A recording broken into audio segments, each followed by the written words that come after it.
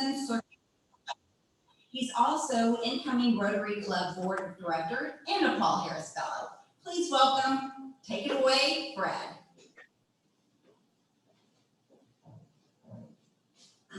Thank you very much, Julie. Whoops, sorry about the microphone. Jonathan Webb is a native Lexingtonian, is the founder and CEO of App Harvest, a newly listed public company on NASDAQ that is proving to be one of the most exciting young companies, not just in Kentucky, but in the nation as a whole. A graduate of the University of Kentucky, Jonathan is a true visionary. He imagined a company whose operations would be based in Appalachia and employ laid-off coal miners and others in an impoverished part of the country. The company would grow nutritious, tasty vegetables using the latest technology on a massive scale to feed millions of Americans, competing with imported vegetables that dominate today's markets. App Harvest has now finished construction on one of the largest structures in the world, a 60-acre greenhouse under one roof in Moorhead, Kentucky. It is currently selling its delicious products in Kroger, Walmart, and many more national grocery chains. Additional facilities are already underway in Richmond and Berea. Jonathan is no shrinking violet. He and his company raised more than $500 million in real cash to get this effort off the ground. He has recruited board members and investors like Martha Stewart and Jeff Oven, a legendary investor recently named to the board of Exxon. App Harvest is one of only 4 publicly listed public benefit corporations in the country, with a legal mandate not only to serve its shareholders, but its employees and the community as well. App Harvest started as an idea in Jonathan's mind only a few short years ago, but the company now employs more than 500 Kentuckians at good wages with full benefits, with the potential to employ thousands more in the years ahead. In my mind, App Harvest is the most exciting Kentucky-grown company since Humana was started in 1962. With that, I'm going to turn it over to Jonathan. Welcome, Jonathan. The floor is yours. Well, thank you. Appreciate the kind introduction. It's nice to be on the home turf with a bunch of Kentuckians on the call here. So we slated quite a bit of time, and I was gonna, I'm a talker, so I can fill up that time pretty easily. But if anyone did have a question or comment or want to help, guide the conversation in any direction, please don't hesitate to just kind of jump in and ask a question. I thought they said we might do it where you could message, but just speak up and interrupt me. I'm perfectly fine to be interrupted. So,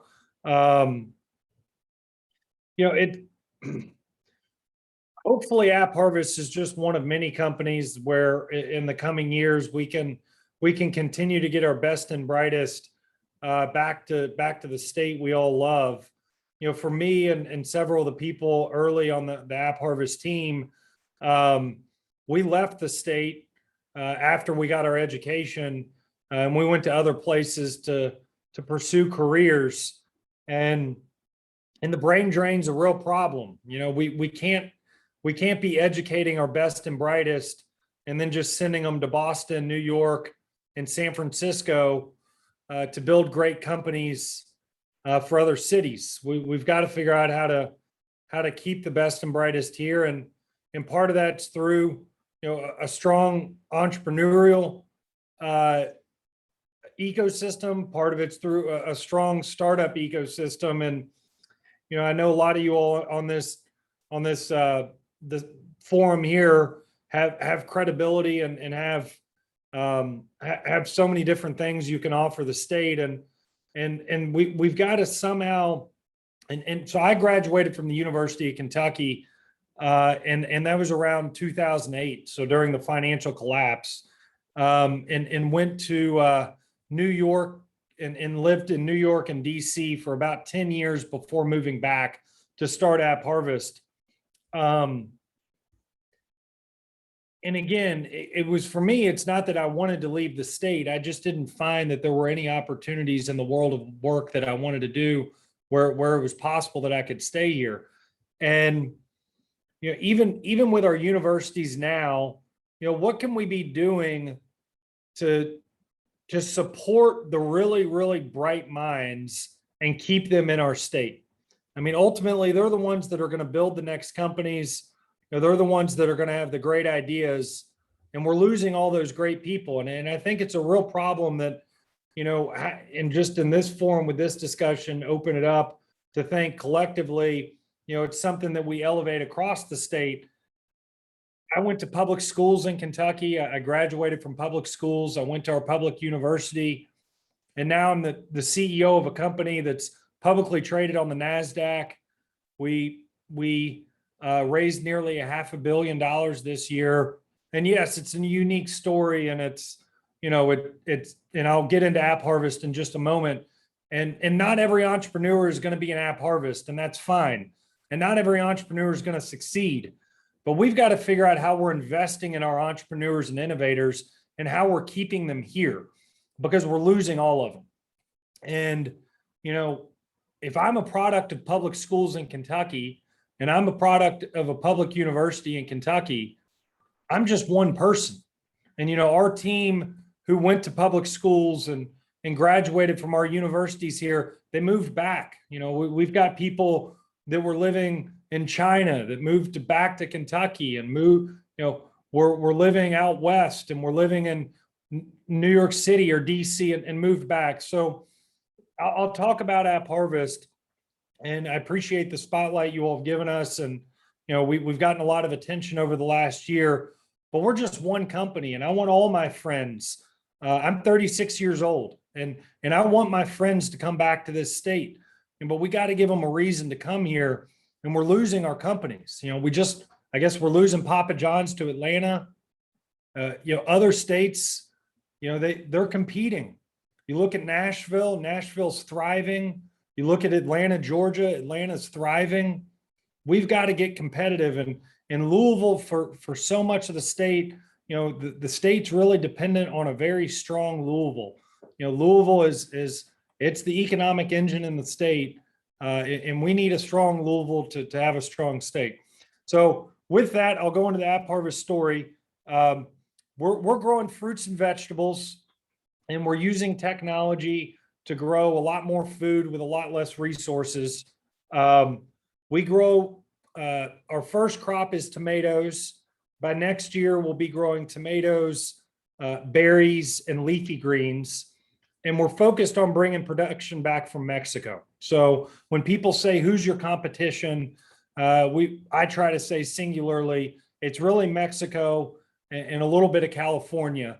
But we've lost most of our fruit and vegetable production to imports that are being imported into the US. And so here at App Harvest, we've built out a model where we're building large scale facilities. Our first facilities in Morehead, Kentucky, visualize 60 acres under glass.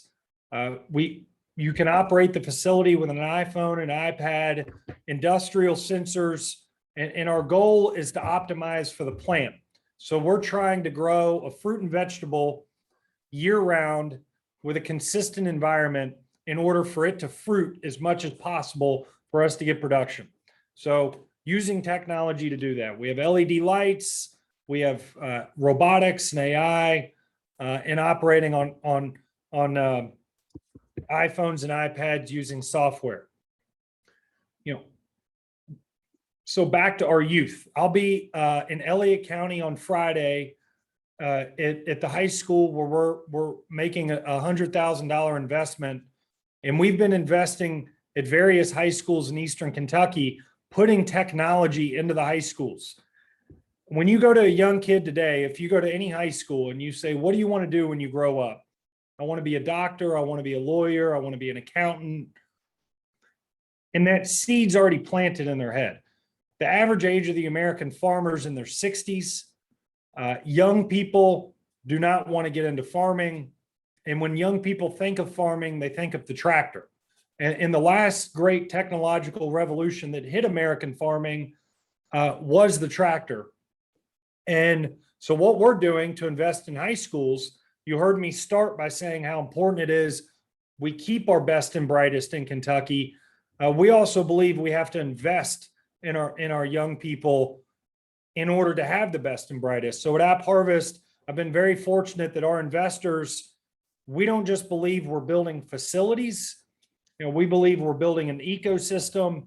And as part of that, we couldn't stand on the sideline. We had to be deep into education. So we're putting curriculum at high schools, we're putting technology at high schools, and we're teaching those young people that farming today and farming 10 years from now, it's LED lights, it's sensors, it's an iPhone, it's an iPad, and this is what farming looks like.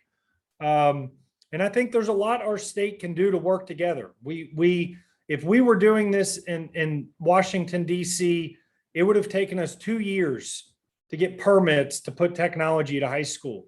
We're able to get permits in Eastern Kentucky in a week. People want innovation here. And I think it's our responsibility as leaders to figure out how are we harnessing that next generation to make sure they stay here and build great companies and are a part of great companies, and B, have the skill sets to be able to thrive in an economy that's rapidly changing year over year. I'm happy to talk about App Harvest in more detail. Specifically, I'm happy to talk about entrepreneurship, but really just wanted to open it up to questions to see how, in the last time here, how you all might want to, if you got any questions here in the kind of rest of the time. Jonathan, it's Mac McClure. Could you talk a lot about Public Benefit Corporation and how you guys have set up and how you're going to put the old dogs out of business? Well, there's some great people that thought, a company has more obligation. And I think any good CEO and any good management team that's running a company already knows this stuff. But unfortunately, we get lost in the day-to-day, and sometimes we lose the sight of why we're doing what we're doing. But to have a company in 2021, your company needs to do a lot more than just make money. Be good for your community, and your community is going to be good to you. Be good stewards of the environment, and be good to your people. And so a public benefit corporation, we're one of 4 publicly traded companies that's both a public benefit corporation and a B Corp. And you can kind of Google that and look it up. What it means is we don't just have fiduciary responsibility to our investors and shareholders. We've also signed up to commitments in our community, to our people, to our workforce, and to our environment. These are pretty simple, common sense things that any good company is already doing that. Earlier somebody mentioned Humana. Humana has been an incredible steward of Kentucky and the Louisville community. I don't think Humana probably would needed to sign up to something to say, hey, we're good stewards. But today in this world, investors want to know that a company is committing to something more than just returns to their shareholders. And then I get asked, so does that mean are we choosing this over profitability? And I challenge that and say, absolutely not. Consumers today, want to buy products from companies that treat their people right. Consumers want to buy products from people that treat the community right. They want to buy products that are good for the environment. So it's really a no-brainer. And if anyone's running a company, I strongly encourage you to look up Canopy is a local organization in Kentucky. B Corp is a national organization. And then a public benefit corporation is another way to register your company. It's just saying you're making a commitment to something more than just your bottom line. And for us, we actually believe, it's ultimately driving our profitability. We're selling tomatoes at Kroger, Walmart, and Wendy's. We've just started selling tomatoes in January, and we're at 3 of the largest outlets in the nation. And part of that is that customer base wants our product. And so, for us, it's not a trade-off. It's not, do you have to pick high standards or profitability? We just think it's both one and one. And that's, again, Kentucky can lead on this. Our businesses can say, we're going to be good businesses. We're going to create good jobs, and we're going to do right by our employees and right by our community. And that's where, leadership, in Louisville can really help drive this. Roland, can you unmute and ask your question of Jonathan? I have a question for Jonathan. Sure. It's Larry Sloan. Sure. Yes, Jonathan, I'm curious as to the multiplier effect you have on the amount of, say, tomatoes that you can grow. I think you said it was 80 acres under glass.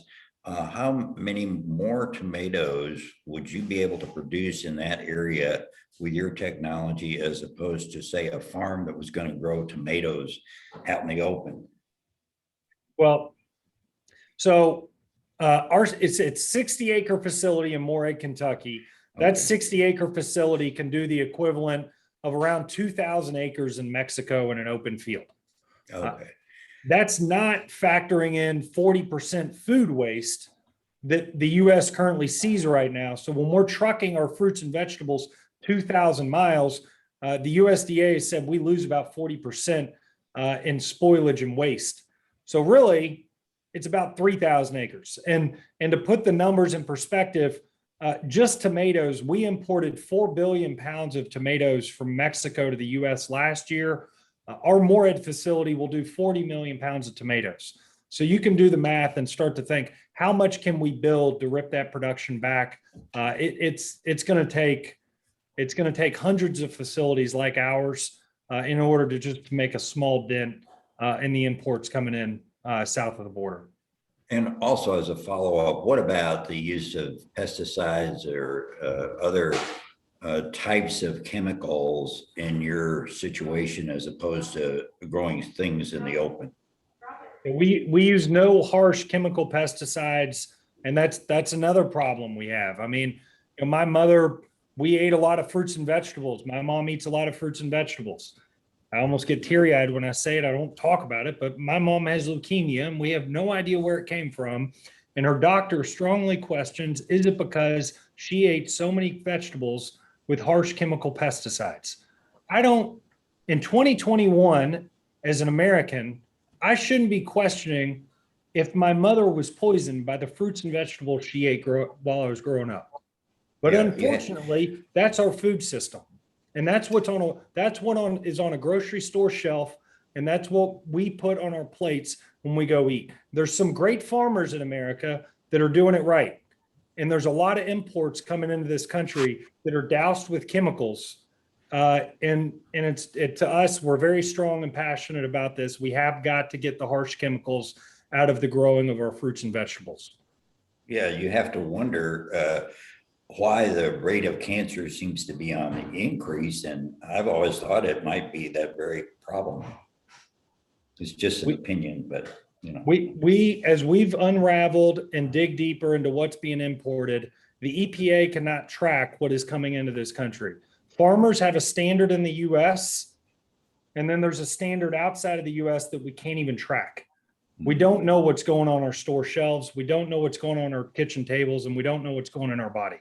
It's harsh chemical pesticides that aren't even legal in the US, and it's what's ending up in our food all day, every day. So we're very passionate about this. We do not use harsh chemical pesticides in our growing practice. And we want to work with any farmer in Kentucky, open field farmer, 4-season farmer, anyone that aligns with getting the harsh chemicals out of the growing practice. Jonathan, this is Roland Blahnik. Well, they're tasty, and Amy would like to know if you can get them at Kroger's here in Louisville. You should. So if you look for the beefsteak or the TOV right now, that's what we're selling. If you look on the little sticker, you'll find a little App Harvest logo. We hope to go for bigger branding next year. Right now, we're just trying to get market penetration, get good quality, get it in the stores. Mentioned earlier, Martha Stewart's on our board, and Martha's been very helpful with our company. We're trying to think of how we get more of a store presence. But if you actually look at the tomato on the sticker, if you see our logo, it's an App Harvest tomato. Wonderful. Hey, Roland, your question, please. Yes, I was wondering, Jonathan, what grade level your programs interacting with the school system are aimed at? So we're focused on freshman to senior in high school. We're focused on high schools. And again, that's an opportunity for our state to lead, putting technology into high schools, letting young kids grow fruits and vegetables. They're where we're at, the high schools we're at. We're at Rowan County High School. We'll be at Elliott County. We're at Shelby County High School in Pike County. They're not only learning how to grow a fruit and vegetable, again, using technology, but they're able to take that into their school, give it away. They're taking it home at night. And we've been meeting with all of our political leaders in Kentucky, just saying, how do we scale this program? How do we get more technology at every high school? Yes, the kids learn a skill and a trade, but they're also able to take the product home at night to their families. Is it possible intervention might be needed earlier than high school? Because kids' directions are often aimed at by the time they're in 5th, 6th grade. That's right. Yeah, I mean, it's a huge problem to tackle, and we're trying to focus on high schools. But in a perfect world, yes, we could be engaging at middle schools and high schools. Jonathan. Fantastic. And next, I want to ask Cheryl Kersey to ask her question, please. Thank you. Can you talk about just the logistics of planting prior to harvesting? I'm sitting here looking at your website, and it looks like you're starting plants. I'm looking at tomatoes specific in containers and then tying them up. Are the nutrients going in the trays below? Can you talk a little bit about that process? Do you start seedlings and plants on site and then transplant them? Just curious. Farmer and gardener, so. No, great question. So we bring, ideally, Kentucky will have the whole ecosystem. And when we say the whole ecosystem, ideally, we're manufacturing the steel here, we're manufacturing the glass. We negotiated our deal with GE. All of our products were being imported from Europe. GE is now making our LED lights in North Carolina, so we at least have them in the US. But our seedlings and seeds are actually coming from out of the US as well. And that's, again, just because we don't have the ecosystem here to really support the industry right now. We get a small seedling, a plant, we plant it in our facility, and then we run completely on recycled rainwater. So we collect all of our rainwater, we filter it with only sand and UV, no chemicals. And once water enters our facility, we have no agricultural runoff. The only thing that leaves our facility is a fruit and vegetable. So the rainwater is pumped in, we add nutrients, that grows the plants, and then the only thing that leaves our facility is a fruit and vegetable. So again, very low impact on the Moorhead community and surrounding areas, as we don't pull water from the local resource, and we don't push wastewater into the local community. Tom Bonner, will you ask your question? Yes, thank you. Jonathan, your presentation is fascinating and motivating. So much so that I'm wondering, since I'm I'm a member of a really neat conversation group of about 8 or 10 people, I'm thinking of encouraging that we make a visit to your place, to tour your place if it's possible. Mm-hmm. And maybe to expand on that, this might be a really opportune time to have a Rotary day out to visit your facility as well. Let's do it. Let's put it a little further out on the wall, so we're still getting out of COVID. And the other thing is, we hired 500 people in the middle of COVID. And when people say people don't want to work in the US or they don't want to work in Kentucky, we challenge that every day. We've hired 550 employees in the middle of COVID, and they're all showing up every day and have a passion for their work. We would love to have you out. We just got to get through the tail end of the summer and COVID. Let's shoot for probably sometime early fall. And we're really starting to take visitors in September. So September, October, it's a couple months away, but if we could plan something in October, we'd love to host a group from Louisville. That's wonderful. Linda Bertram, can you please unmute and ask your question? Hi, Jonathan. My name is Linda Bartram Moore. My question is concerning education in the high school. When you go into the high school, do you have a curriculum that you put in place? And do you bring, I imagine, small scale equipment there for the learners to work with? Or do they go to you? So How now does we've that been working with superintendents. We have the FFA involved. There's a lot of great organizations that we're all trying to work together on. Early when we did this, the first high school was Shelby Valley High School in Pike County. And the principal was gracious enough to say, let's put the technology here. Let's make it an optional class. It was before school hours. We had kids showing up at 6 a.m. We packed out the class. We could only take 30 kids. And they were showing up at 6 a.m. not getting class credit. And that's how this all started. And now we still don't have, they're not getting certification for this. It's really just, we're teaching a skill, but hopefully by next year, we can start to institutionalize it to where, the state can more adopt it. And if schools decide to opt in, we can try to figure out how to roll this out and not just make it ours, but, have FFA and other organizations help take hold of this. Thank you. We do have a curriculum, and it's from a couple of organizations from outside of Kentucky that have been doing this. So we do have a baseline curriculum, but there's nothing formally approved at the state level. Are you looking to do that?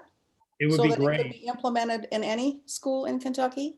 That's right. It would be that we really want to think through how do we get this out to some of the agriculture teachers that are all across high schools already. Or biology teachers? Or I think their license would umbrella that. Okay, thank you. Yes. Thank you.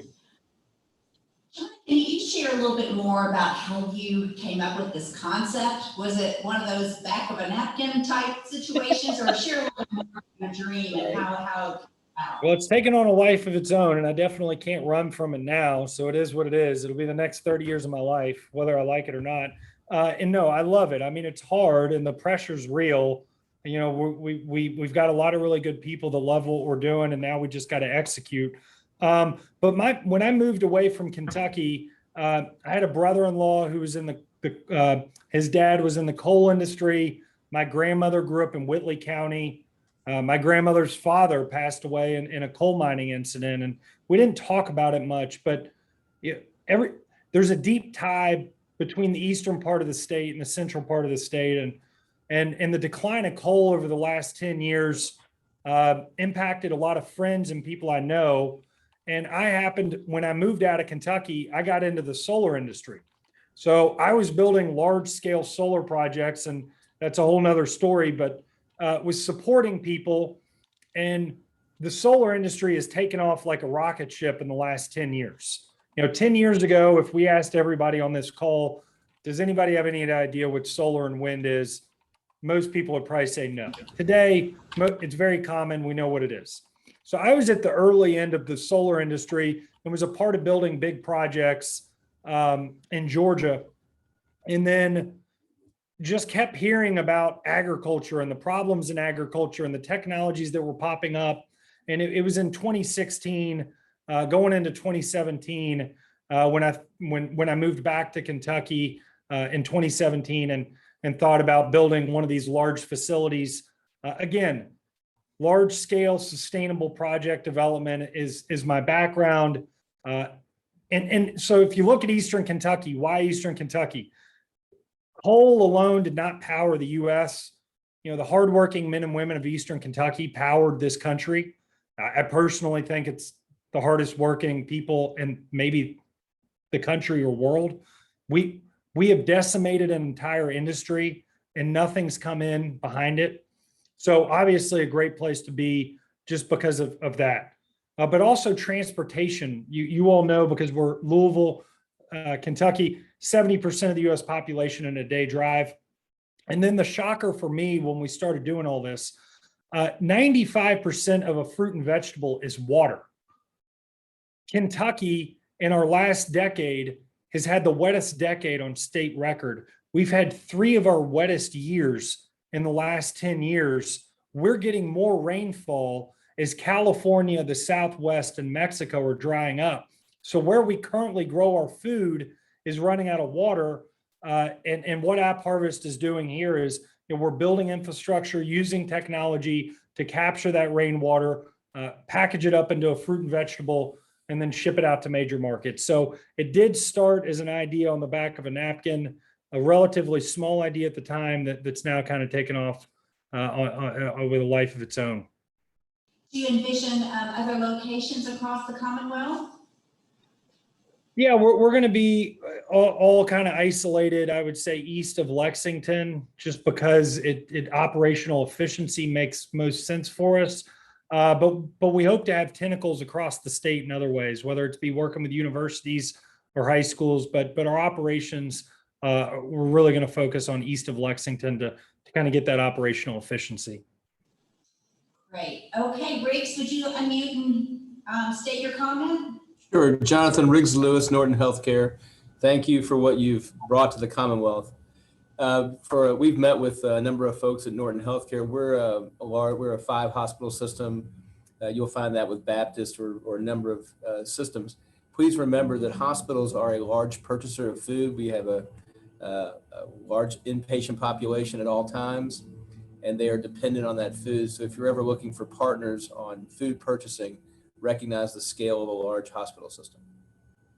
Absolutely. And so Amy is probably going to kill me for this one, but person on our team, Amy Samples, is incredible. If anybody wants to try to coordinate with us, it's just amy@appharvest.com. Please email her. But we would love to engage with hospitals. ARH, we've been in talks with the president of ARH, Appalachian Regional Healthcare, but also Humana. I mean, we need to think about food as a preventative, and anything we can do to be a test case with that.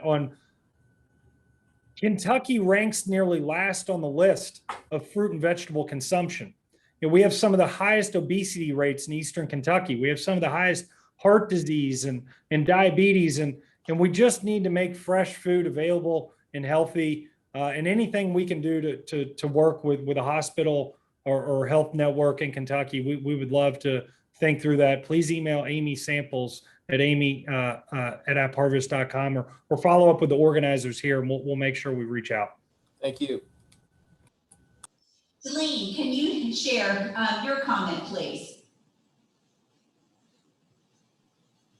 Hi, can you hear me? Hear you great. Awesome. I just wanted to, thank you, Jonathan, so much for the shout out about Canopy and the good business movement in Kentucky. And you just mentioned a statistic that we're not happy about, and we hope to be celebrating Kentucky being first in the good business movement through the work of Canopy and organizations like yours. So I just listed in the chat the link. We've got a new refreshed website. And if you want to follow our news, sign up for the blast that we send out. We are going to be announcing the launch of the long-awaited Canopy certification program very soon. So it's an exciting time at Canopy. We've really come a long way since we started, and there's a lot of new things happening. No, thank you. Yeah, huge fan of what Canopy's doing. And anyone who's got a company and wonders, how do I kind of grab onto some of this momentum of kind of social impact inside of a company? Canopy is a great local organization that you can work with, and for us, it helps retain employees. Having a social impact for us has helped with our customer base. It helps recruit employees. It helps retain employees, and it keeps everybody mission oriented and mission aligned. So anybody that's interested, we're a huge fan of Canopy here in Kentucky. Barbara Sexton-Smith, please go ahead. Yes, thank you so much. And I'm a huge fan of public benefit corporations. It was our state representative, Jerry Miller, who got that legislation rolling in Frankfurt for us a few years ago. My question for you is this. You mentioned, I think I heard you say one of your grandparents or great-grandparents died in a coal mining accident and that your grandmother was from Whitley County. Do you know if the coal mine was the Gatliff Coal Company? Ooh, I do not, but I will have to go back and look. Because my grandfather died in the Gatliff Coal Camp in Whitley County. So I was just curious. What year was I'm that? 1929. Yeah, and here's the unfortunate thing. These stories are all too common. And, you know, those are the men and women that powered this country. You know, people that were living not far from us. And again, it's an incredible heritage that's powered the country and the coal fields. And unfortunately, there's so many tragic stories of you know how difficult it was in that industry over the last 50, Right. 60 years. Right. So I'll reach out to you offline in the next several days. You got it. Thank you. All right. Rotarians, are there others that have questions that maybe we haven't called on? Please just unmute and ask your question of Jonathan. Jonathan, thank you so much for your time. Yeah. This is just so enlightening. It's Larry Sloan again. I have another question about your facility, and that is, what do you do about hailstorms or ice storms with the glass covering? Is it a tempered glass of some kind, or what is it? I'm just curious. Yeah, it's a diffused glass. And so we built a 2.8 million square foot facility in the middle of COVID. It was 600 semi trucks of materials on time, on budget, no COVID outbreak. And we hired 500 people to then stand up the operation. The moment we stood up the operation, we sold our first tomatoes in January. And then I'm sure you all might remember, we had the ice storm in February. I was sleeping inside the facility. We were all terrified, you know, but the facility stood the test, and we knew on paper we would be able to operate through a hailstorm or an ice storm. But you know, we can now verify and say with a rubber stamp, we actually did it. So it was a very unfortunate opening for us, but we got through it and really didn't have any material impact. So it's a diffused glass. It's pretty durable. It'll be able to withstand anything reasonably durable. But obviously, you know, Mother Nature's Mother Nature, and if it gets too extreme, then we could have some issues. But we already made it through the ice storm this year, so we're feeling pretty good. Yeah, that was a big ice storm, so that's great. Thanks. Okay, next up, Fred Cowan.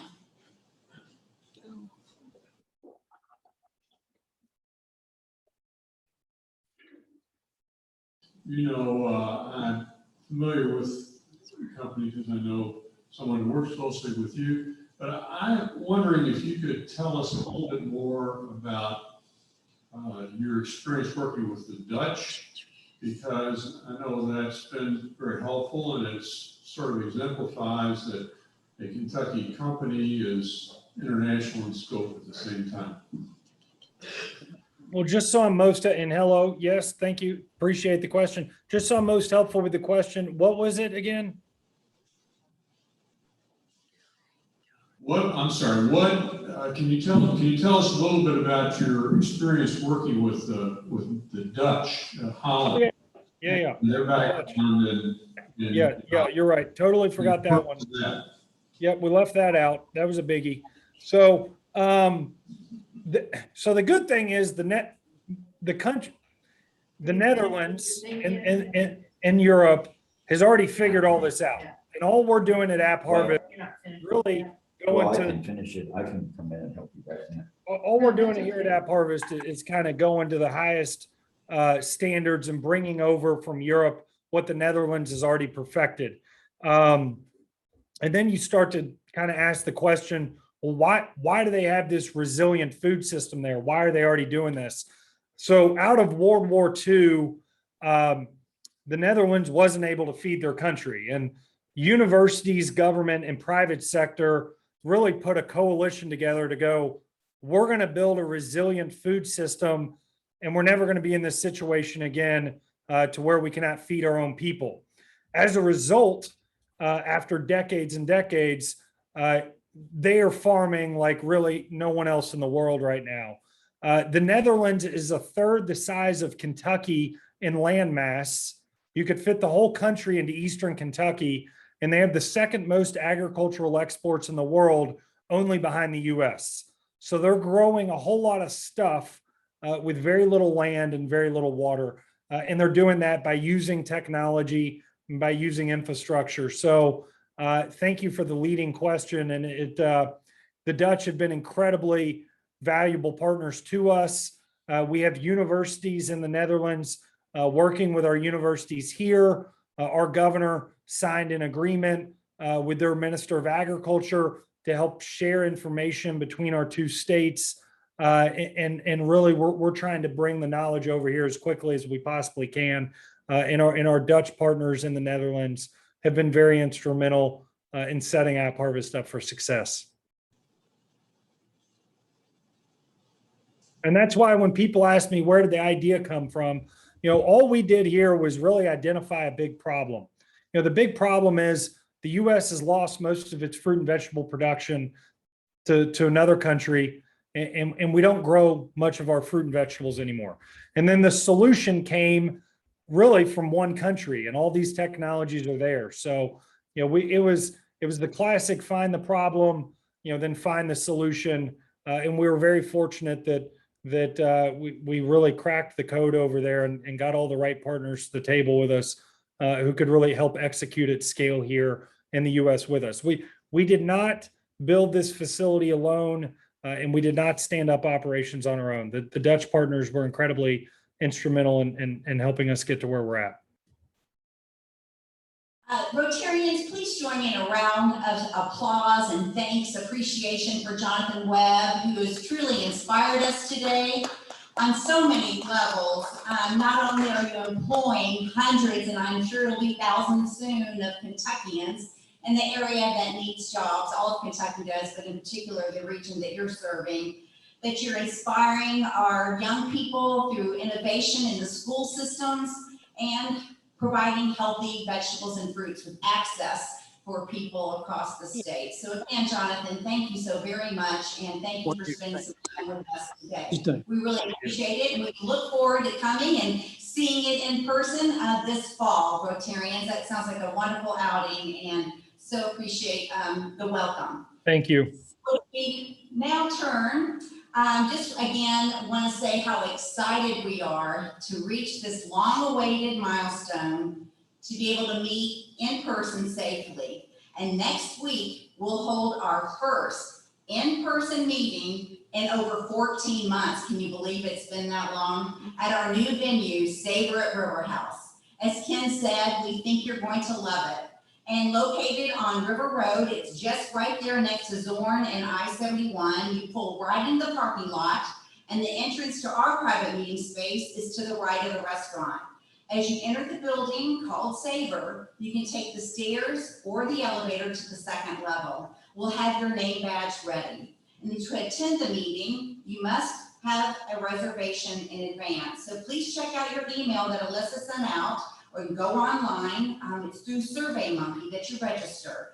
And if you're not comfortable going through the computer system to make your reservation, just call the office. They'd love to take your reservation and help you get settled, along with registering your guests. We hope you'll bring some. So our featured guest next week will be Congressman John Yarmouth to provide an update from Washington, D.C. And as mentioned, we are really excited to have a special memorial tribute to honor the Rotarians we've sadly lost in the past 18 months. The meeting will also be available via Zoom, so that opportunity will still be available to you. And the link for the meeting will be sent out next Tuesday in Sparks, along with the daily reminders that Alyssa sends out. So either way you want to come, we look forward to seeing you next week. And as we conclude this meeting on the weekend eve of Memorial Day, I'd like to extend our gratitude in honor of the men and women who so bravely served our nation. Guests, if you want to learn more about the club, please stay on the line. This What Is Rotary session will be beginning momentarily. And with me today, I just want to share that Gene West, President-elect, is here with me, as well as some of the folks that have been on your program, and Walter Woods will be the Speakers Committee Chair next year. And just to share how very excited we are to unite and come together as a club again next week. We can't wait to see you in person. Everyone have an enjoyable weekend, and we'll see you next week at Savor at the River House right here on River Road. We are adjourned.